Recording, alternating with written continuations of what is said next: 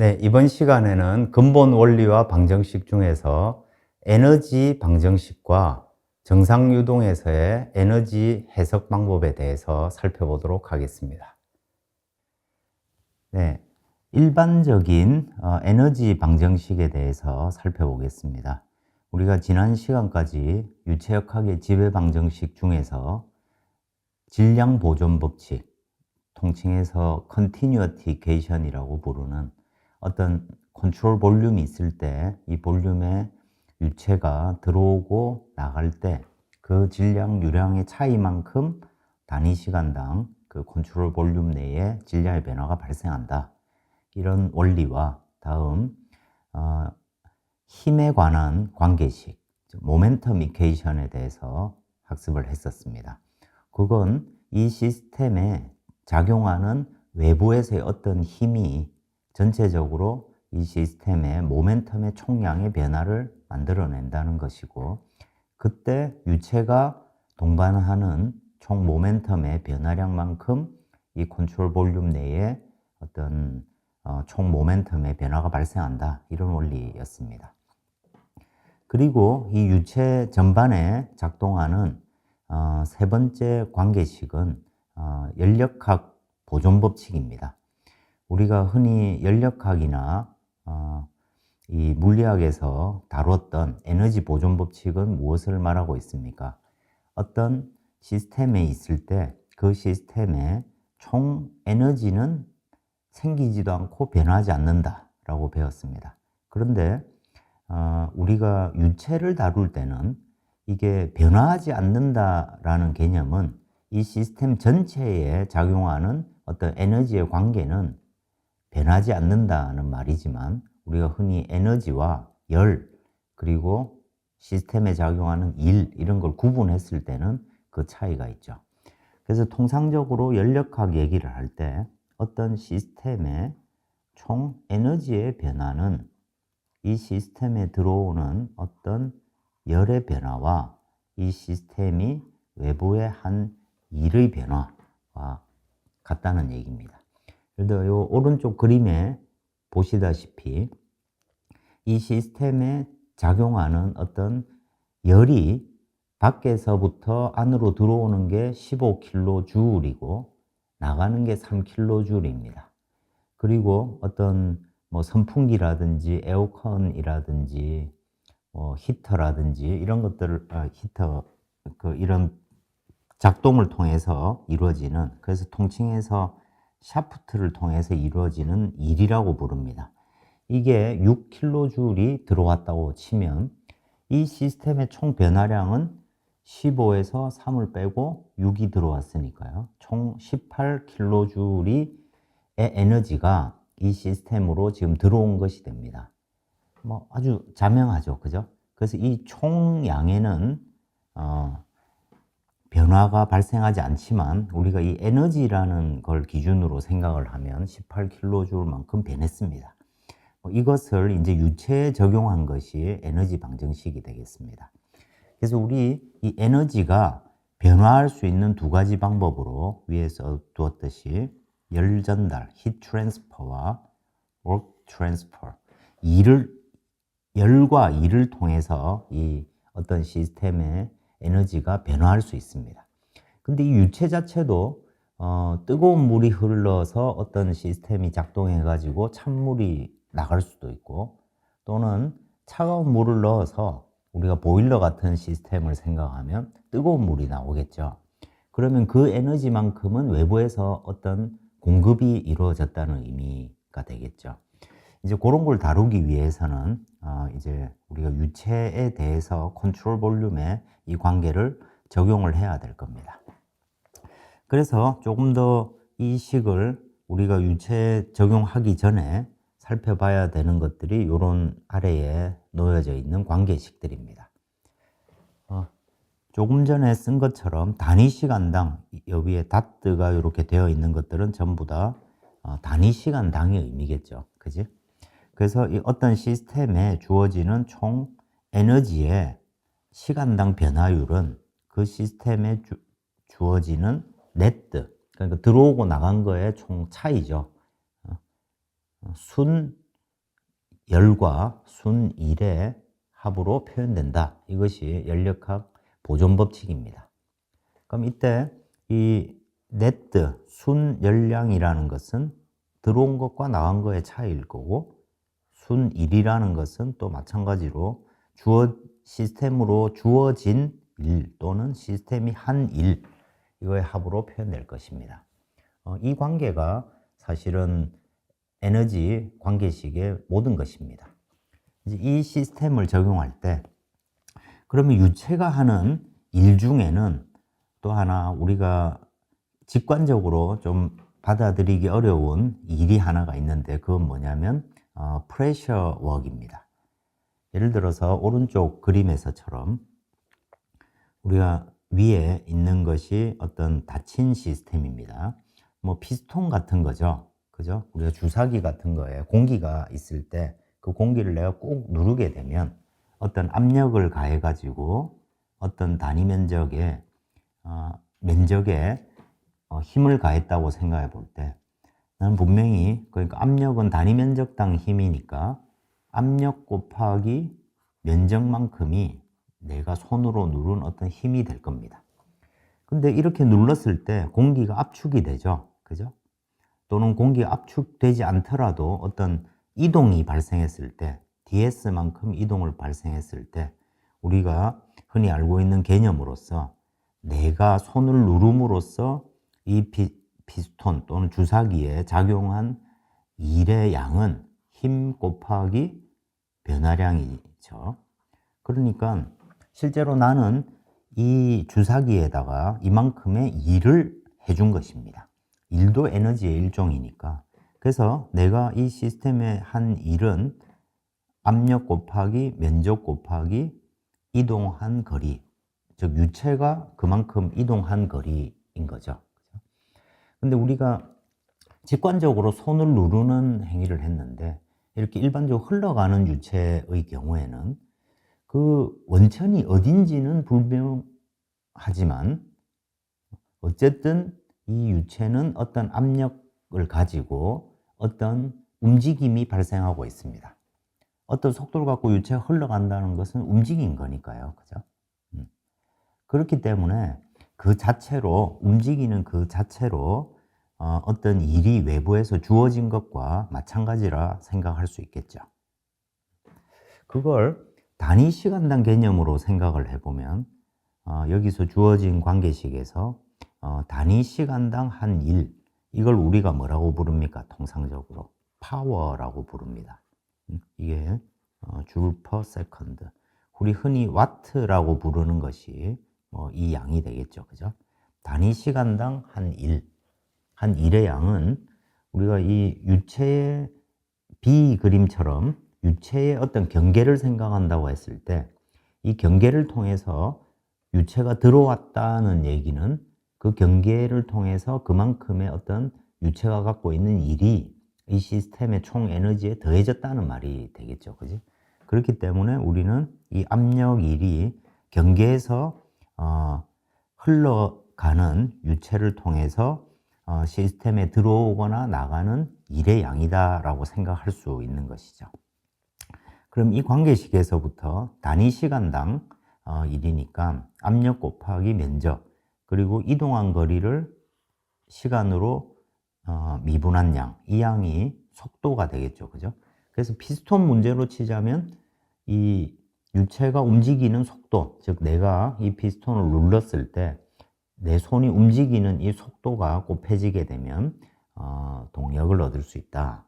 즉 압력 1이 단위 시간당 압력 1을 우리가 계산을 할 수 있게 된다는 얘기가 되겠습니다. 그래서 이걸 이제 컨트롤 볼륨에다가 조금 더 써보게 되면 압력이 한 단위 시간당 1은 압력 곱하기 면적, 지금 우리가 미소한 어떤 면적에다가 이 2를 우리가 생각을 하면 작은 면적량이 되겠죠. dA가 될 겁니다. 그리고 이 유체에 수직하게 작용하는, 압력이 수직하게 작용하는 힘이니까 그 힘의 방향으로 움직인 유체가 단위 시간당 움직인 거리가 V 노멀 벨로시티가 되겠죠. 이걸 이제 벡터 형태로 표현하면 V 벡터와 면의 노멀 벡터가 이렇게 내적된 양이 되겠죠. 이런 식으로 우리가 흘러가는 유체가 가진 압력의 일을 우리가 찾아낼 수가 있습니다. 통상적으로 이 일은 이 노멀 벡터가 바깥을 향하는 벡터고 이 압력은 면을 향하는 벡터가 됩니다. 그렇기 때문에 이 노멀 벨로시티는 밖으로 나갈 때 포지티브고 들어올 때 네거티브니까 결과적으로 이 압력이 이 시스템의 한 일을 찾을 때는 마이너스가 붙어줘야 되겠죠. 그런 의미로 이 시스템의 한 일을 나타내 주는 표기법이 되겠습니다. 이렇게 압력일이 구해졌다고 하면 우리는 이 시스템에 대해서 이 컨트롤 볼륨 관계식을 적용할 수가 있습니다.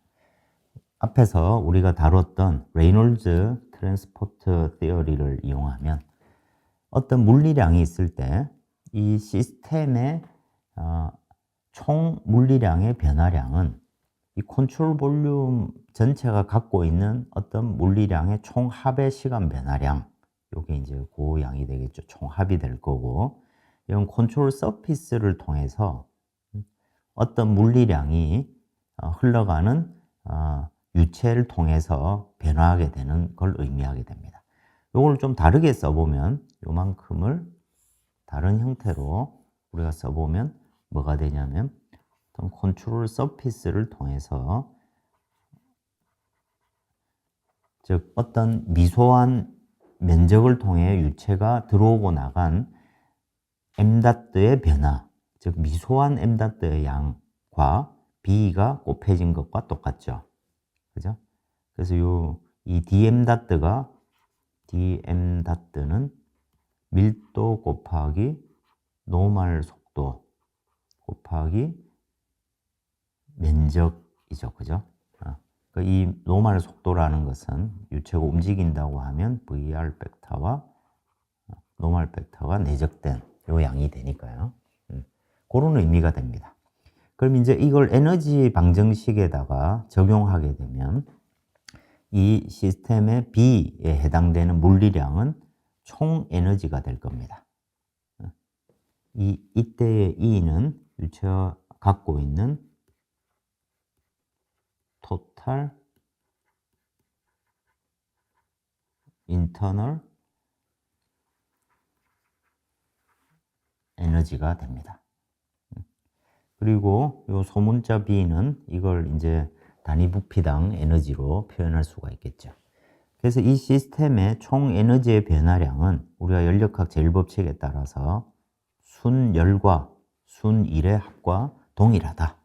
근데 유체 입장에 컨트롤 볼륨 입장에서는 이 유체 컨트롤 볼륨 내의 총 에너지의 시간 변화율에다가 컨트롤 서피스를 통해서 유출입되는 컨트롤 서피스를 통해서 움직이는 흘러 들어오거나 흘러나가는 유체가 가지고 있는 그 에너지의 차이만큼이 그 균형을 이루고 있다. 이제 이런 의미로 우리가 얘기를 할 수 있겠습니다. 그럼 이제 관계식은 이렇게 정리가 되는데 이제 요 열과 일을 우리가 표현하는 것이 있겠죠. 그럼 이 유체의 컨트롤 볼륨이 이렇게 있을 때 이제 흘러가는 유체가 가지고 있는 에너지는 마지막 항으로 표현될 겁니다. 그러면 이 유체에 적용될 수 있는 Q에는 어떤 것이 있을까요? 우리가 흔히 열전달이라는 것을 얘기를 할 때 heat transfer 열전달에는 크게 세 가지 형태의 종류가 있습니다. 첫 번째로는 conduction이라고 부르는 전도입니다. 이건 뭐냐면 어떤 유체든 고체든 어떤 온도 차가 있을 때 열이 변화한다, 흘러간다 이런 말을 쓰는 거죠. 이걸 우리가 제일 잘 알 수 있는 게 그 따뜻한 벽 같은 겁니다. 자, 유리 창문이 이렇게 있을 때 바깥에 공기가 아주 차거나 뜨거울 때 그 열이 유리창의 온도를 차이를 만들죠. 바깥쪽은 뜨겁고 안은 차다. 이럴 경우에 그 뜨거운 열이 안쪽으로, 즉 온도가 높은 데서 낮은 쪽으로 흘러 들어오니까 우리는 따뜻한 벽에서부터 공기가 데워질 수 있는 그런 상황이 직관적으로 이해가 되는 거죠. 그죠? 그래서 뜨거운 곳에, 온도가 높은 곳에서부터 낮은 곳으로 열이 흘러가서 그 열이 어떤 온도를 바꿔주는 그런 현상을 전도라고 부릅니다. 이게 보통 고체에서 뜨거운 고체에서 우리가 직관적으로 이해할 수 있겠는데 공기에서도 마찬가지입니다. 뜨거운 공기가 있고 차가운 공기가 있습니다. 그러면 여기에는 공기의 흐름이 발생하기도 하지만 공기가 흐르지 않더라도 그 둘이 만나는 면에서 온도 차로 인해서 열이 흘러가게 됩니다. 즉 열이 많은 곳에서 열이 작은 곳으로 열이 전달되는 것이죠. 이런 현상을 컨덕션이라고 부릅니다. 또 그 다음에 열이 전달되는 현상 중에는 컨벡션이라는 현상이 있습니다.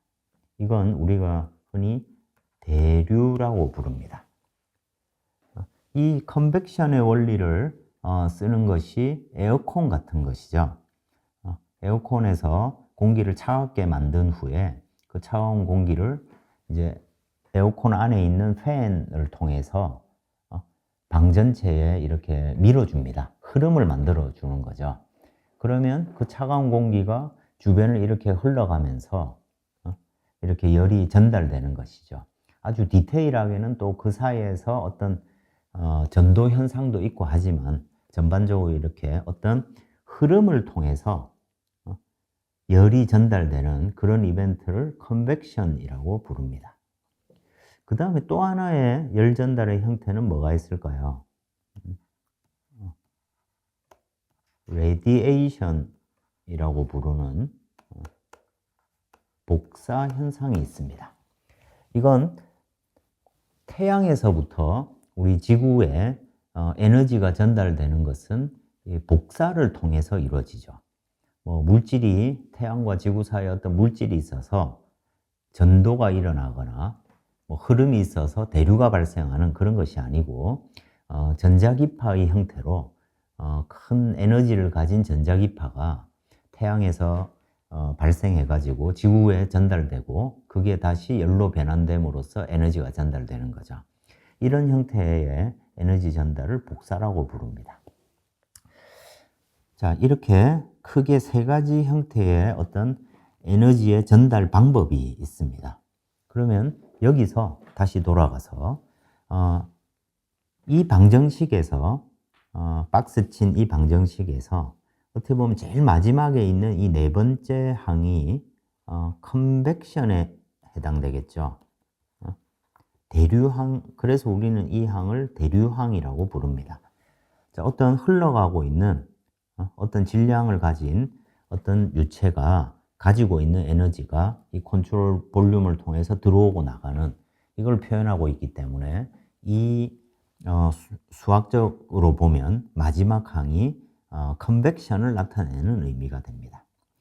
그러면 나머지 이 전도와 대류에 해당되는 것이 이제 이 컨트롤 서피스를 통해서 작용하는 컨덕션과 레디에이션, 이런 것들이 이 Q 다트에 해당되는 항이 되겠죠.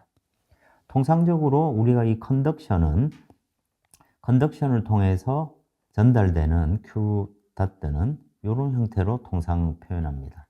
물론 지금 여기서는 총 줄 퍼 세컨드의 단위인데 요거를 이제 면적으로 단위 면적당 이제 이런 형태로 표현을 하게 되면 이런 형태로 우리가 식을 표현하죠.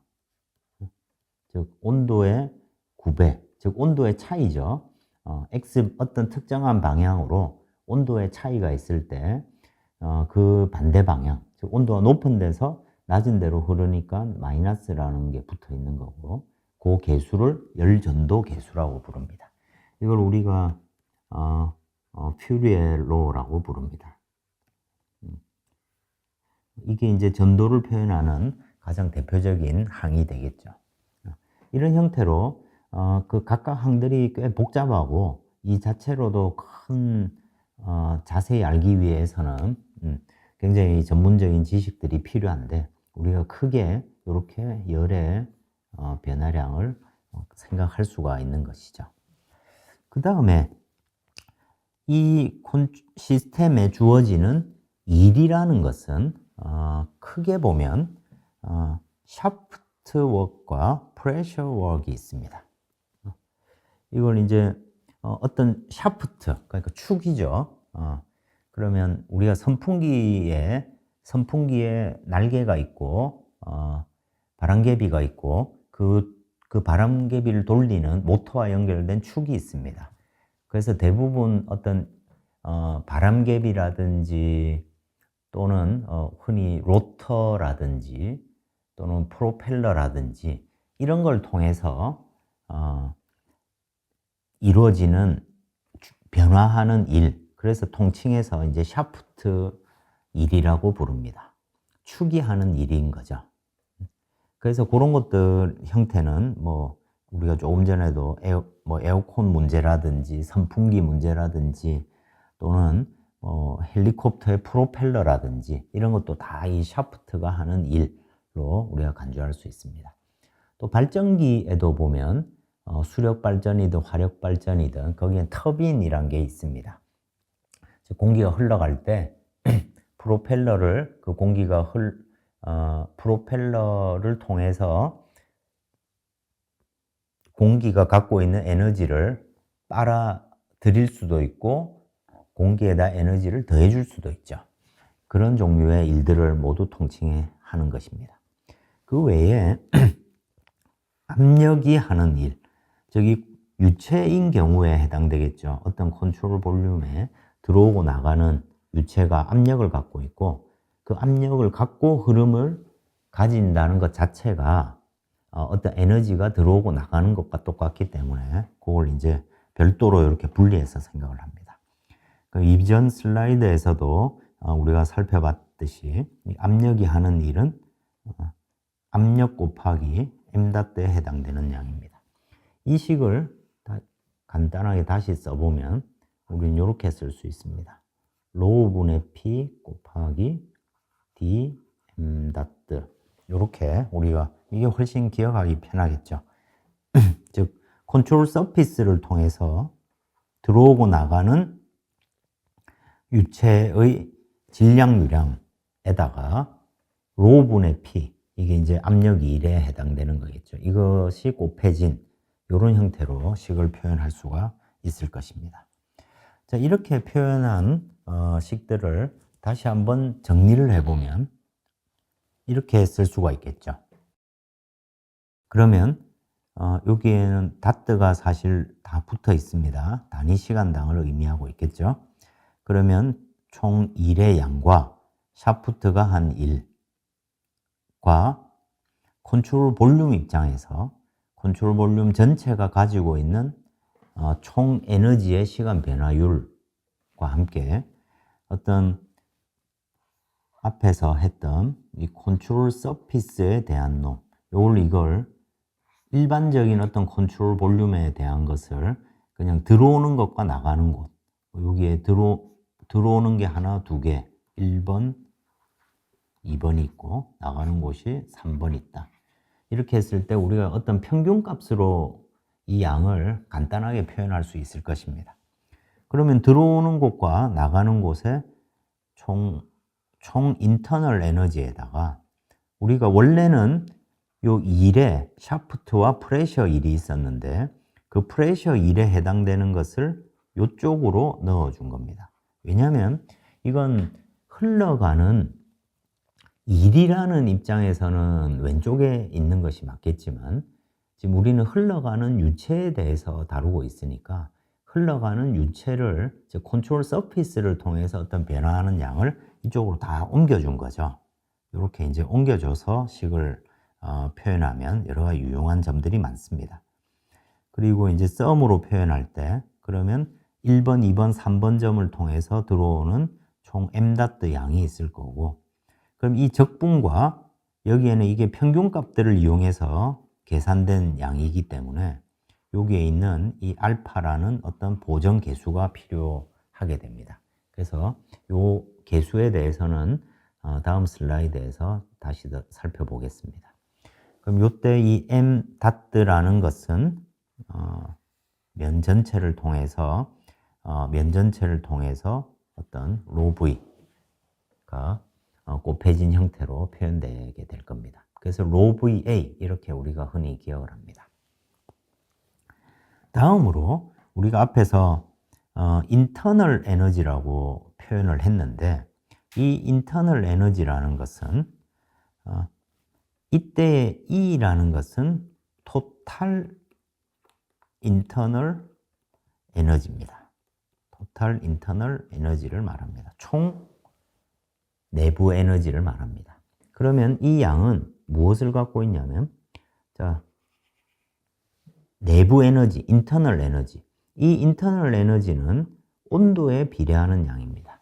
즉 쉽게 말해서 공기 자체가 갖고 있는, 내부에 가지고 있는, 공기 자체가 가지고 있는 에너지가 됩니다. 그 다음에 토탈, 즉 총이라는 단어를 썼기 때문에 이 키네틱 에너지, 운동 에너지가 포함이 됩니다. 요 V2가 V제곱이죠.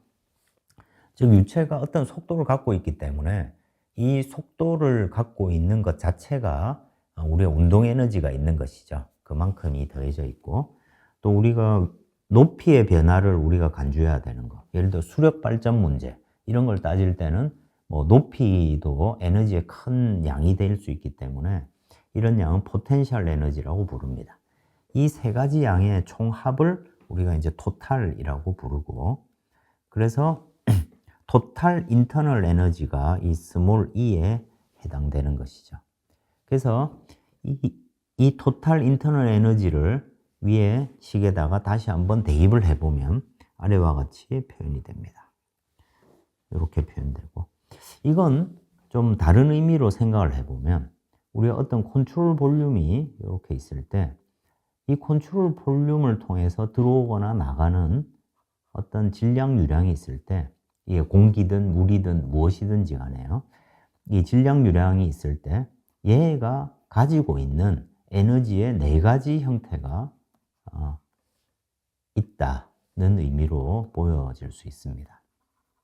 그 네 가지는 뭐냐면 압력일이고, 첫 번째로는 pressure work, 압력일 있고, 그 다음에 이 내부 에너지, 이 내부 에너지는 우리가 흔히 말하는 뜨거운 공기가 들어왔다, 차가운 공기가 나왔다, 이건 이제 온도가 다른 것들을 말하고, 이 온도라는 것이 내부 에너지를 우리가 쭉 선형적으로 표현한 양이 되겠죠. 그래서 그건 정의에 따라서 이 내부 에너지가 U라고 표현을 했고, 이 내부 에너지는 온도에 비례합니다. 그리고 그때 그 비례 계수를 우리가 정적 비열이라고 부르죠. 이 계수값이, 즉 온도에 비례하는데 내부 에너지는, 즉 뜨겁다, 차갑다, 이 자체가 이제 내부 에너지의 정도를 나타내는 거죠. 그 비례 상수를 우리가 정적 비열이라고 부릅니다. 즉, 그 다음에 에너지는 운동 에너지가 있고요. 그 다음에 포텐셜 에너지, 위치 에너지, 이제 이렇게 우리가 표현할 수가 있겠죠. 즉 어떤 유체 흐름이 있을 때 이 유체 흐름이 얼마만큼의 에너지를 갖고 있느냐, 이런 걸 생각을 해보면 압력이 높다는 것도 에너지를 많이 갖고 있다는 의미가 되고, 또 온도가 높다, 이것도 내부 에너지를 많이 가지고 있다는 것이고, 속도가 빠르다, 이건 운동 에너지가 크다는 의미죠. 또 높이의 변화가 이렇게 크게 발생한다, 이건 또 이제 위치 에너지로 인한 그 에너지의 변화가 크다, 이런 의미가 되는 거죠. 그래서 이 네 가지를 우리가 어떤 에너지의 상태를 따질 때는 우리가 주로 고려하게 됩니다. 이 식을 조금 더 간단하게 써서 스테디 플로, 즉 시간에 따라서 변화하지 않는다라고 생각하면 어떤 시스템이 시간에 따라서 변화하지 않는 상태로 있다. 그러면 우리가 그때 생각하는 에너지의 상태, 요거는 크게 네 가지 항으로 생각해 볼 수 있다는 것입니다. 어떤 시스템 또는 컨트롤 볼륨이 이렇게 있을 때 우리가 이 컨트롤 볼륨의 에너지 상태를 따질 때 제일 먼저 이 컨트롤 볼륨에 주어지는 어떤 외부의 어떤 복사 에너지라든지 또는 전도를 통해서 들어가는 에너지가 어떻게 되느냐.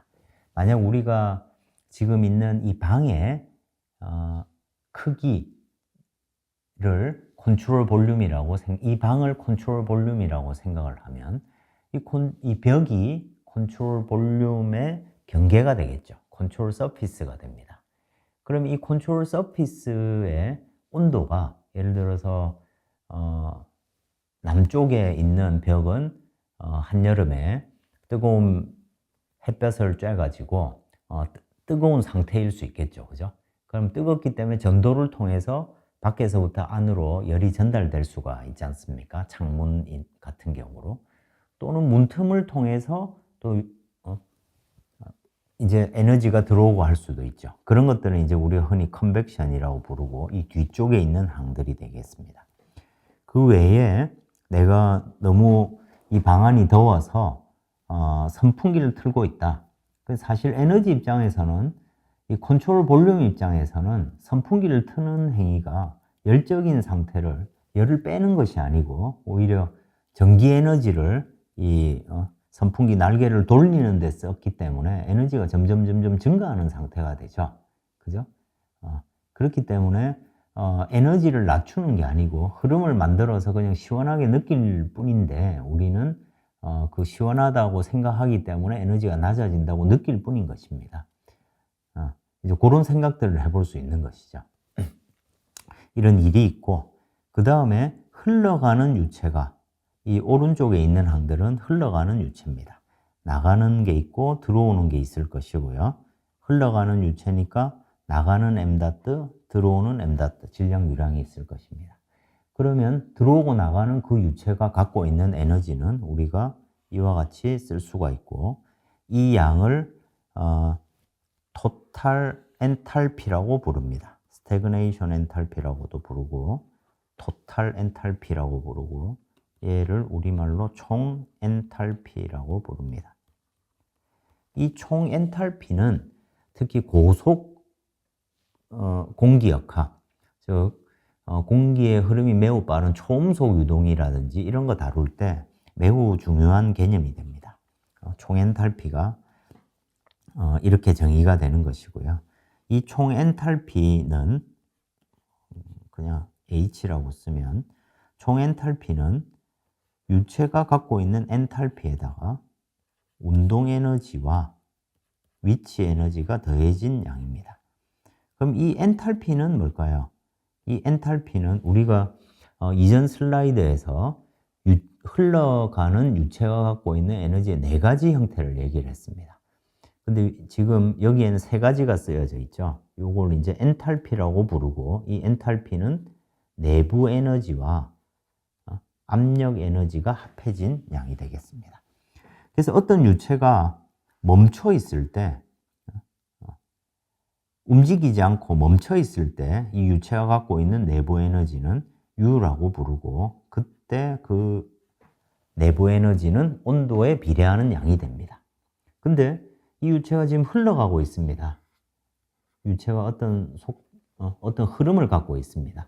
그러면 온도로 인한 내부 에너지뿐만 아니고 여기에는 흐름 압력을 가지고 흘러가고 있으니까 이 압력 에너지도 포함을 하고 있겠죠.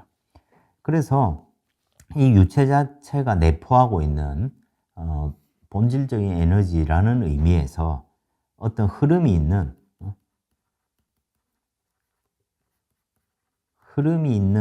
flowing fluid일 경우에는 얘의 내부 에너지를 우리가 그냥 단순히 온도에 비례하는 내부 에너지로만 생각할 게 아니고 이 압력 에너지까지 우리가 같이 고려해서 생각을 해줍니다. 이 양을 우리가 엔탈피라고 부르는 것입니다. 그래서 사실은 총 엔탈피는 4가지로 구성되어 있다고 볼 수 있겠죠. 그래서 이 개념은 특히 고속 공기역학에서 매우 중요한 개념이 됩니다. 어쨌든 다시 본래식으로 들어와 보면, 즉 쉽게 말해 이런 얘기죠. 어떤 컨트롤 볼륨에 들어오고 나가는 총 엔탈피의 변화량과 같다. 우리는 이렇게 얘기를 할 수 있겠죠. 그죠?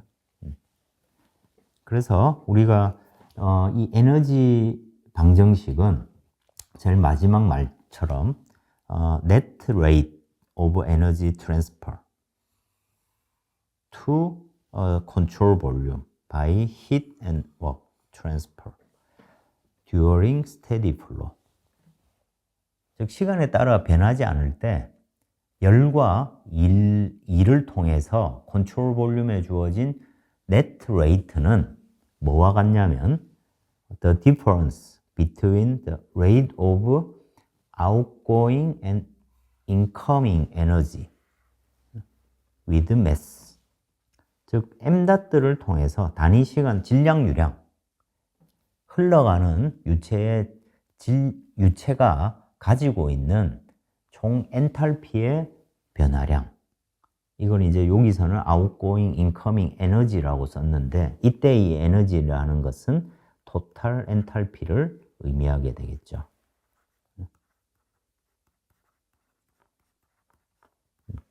이렇게 이 토탈 엔탈피라는 개념을 우리가 정의하고 나면 우리는 컨트롤 볼륨을 통해서 흘러들어오거나 흘러나가는 유체의 총 엔탈피의 차이만큼이 이 시스템의 어떤 에너지의 변화를 만들어낸다.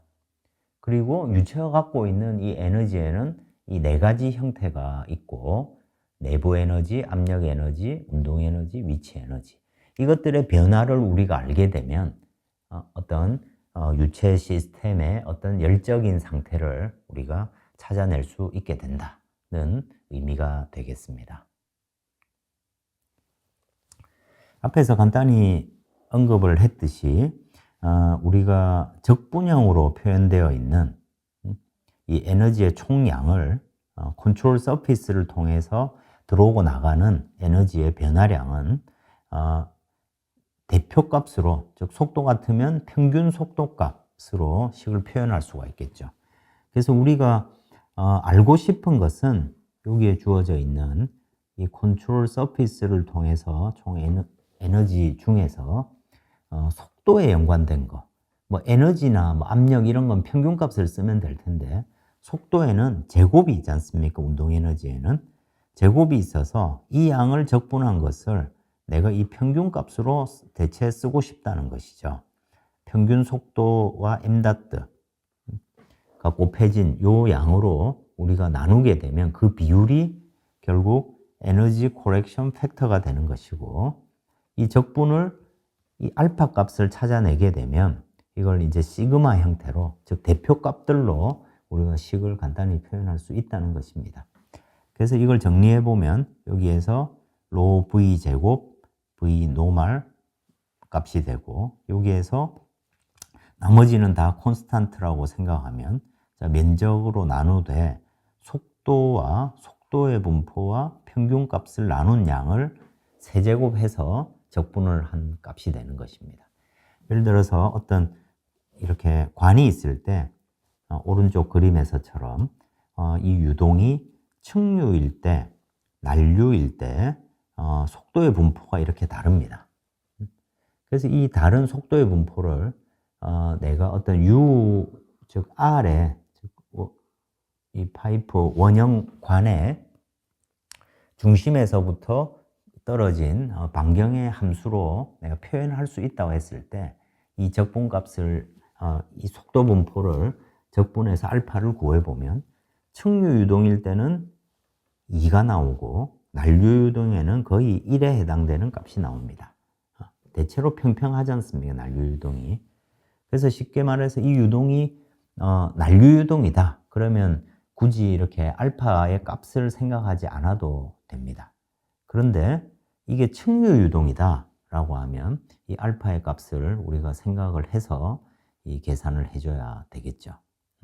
그걸 통칭해서 나타내는 값이 에너지 코렉션 팩터라고 부르는 것이고, 우리가 대표 값을 이용해서 전체적인 에너지를 따질 때 이 알파 값이 측류 유동일 경우에 2배 정도를 곱해줘서 사용하면 된다는 의미가 되겠습니다. 네, 이상으로 이번 차시 강의를 마치도록 하겠습니다. 수고하셨습니다.